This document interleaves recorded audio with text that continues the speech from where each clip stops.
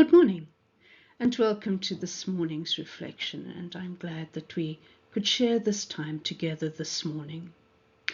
And today we're going to be looking at the nature of love. And we begin by reading from the book of 1 John, chapter 4 and verses 9 to 12. This is how God showed his love among us. He sent his one and only Son into the world that we might live through him. This is love, not that we loved God, but that he loved us and sent his Son as an atoning sacrifice for our sins. Dear friends, since God so loved us, we also ought to love one another. Love is often referred to as a many-splendid thing. You'll remember that there is a song that refers to love in that way. And so it is. It has a shimmering quality about it, like crystal. Its rainbow beams sparkle, picking up the smallest ray of light and turning life into a rich spectrum of color. That's the easy bit. That's the sort of love that you and I can accept. That's the love that we identify with and that we are able to rejoice in without effort. But that's only one part of the whole. And although most of us would really like to settle for that kind of love, we have to turn the page. We have to continue the story on the other side.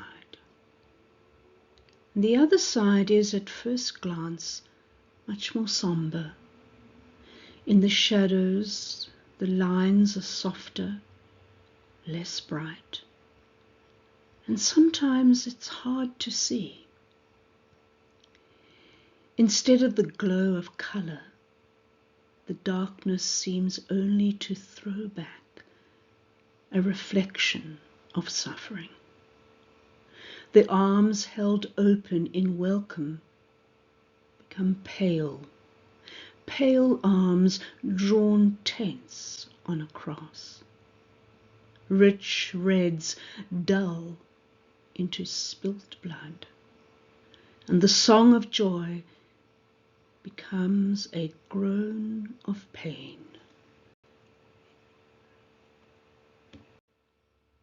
Yet it is still love, more splendid than the brilliance which dazzles.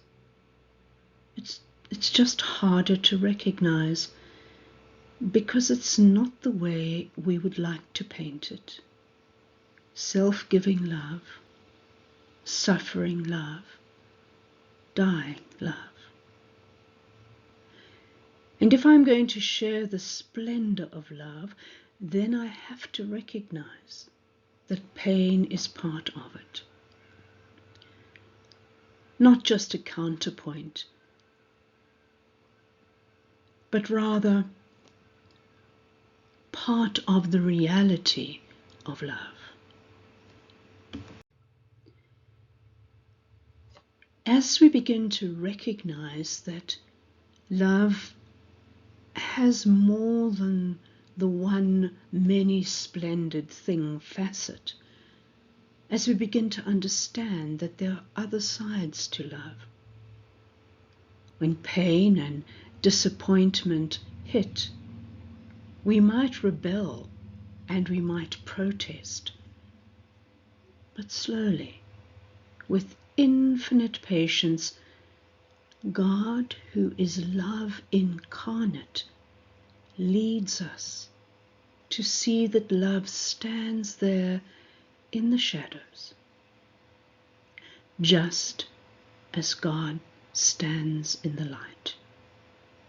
Not necessarily creating the pain, but working through it with me for my own good, for your own good, for our own good. And slowly we are able to recognize some of the disguises of love. Slowly and hesitantly we begin to understand the many forms of love. And that love comes in ways that we never really thought possible. Love speaks not only in the still small voice, but also in the frightening storm and in many infinite guises. The adventure then is to recognize God in love.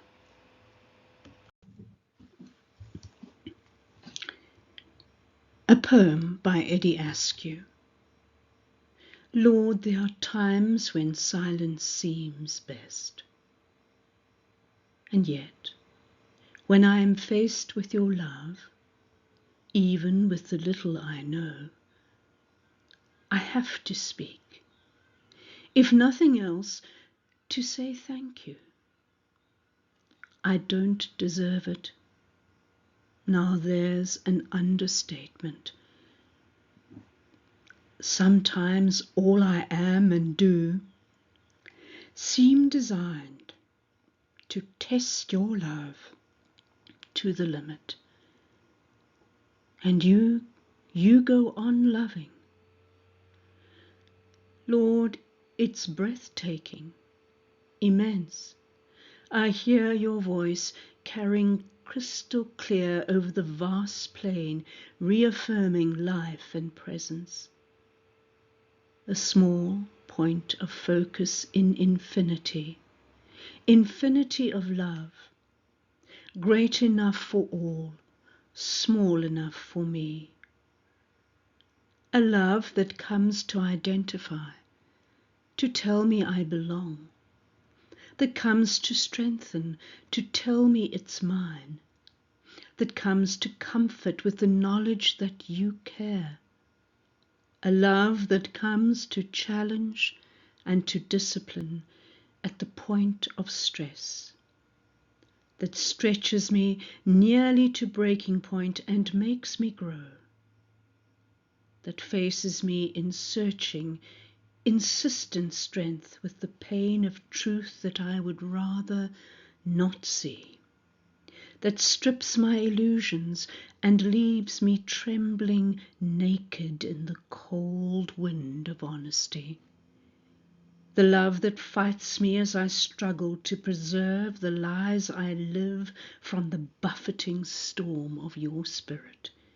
And through it all, a love that holds me firm, making me aware in the eye of the cyclone of your peace. And in the wind drop of understanding, my ears still ringing, eyes still smarting from the gale, I recognize your love. In the glacier wind as in the valley breeze, seeing as in the crackling flash of brief lightning, brilliant and clear, some of the disguises of your love.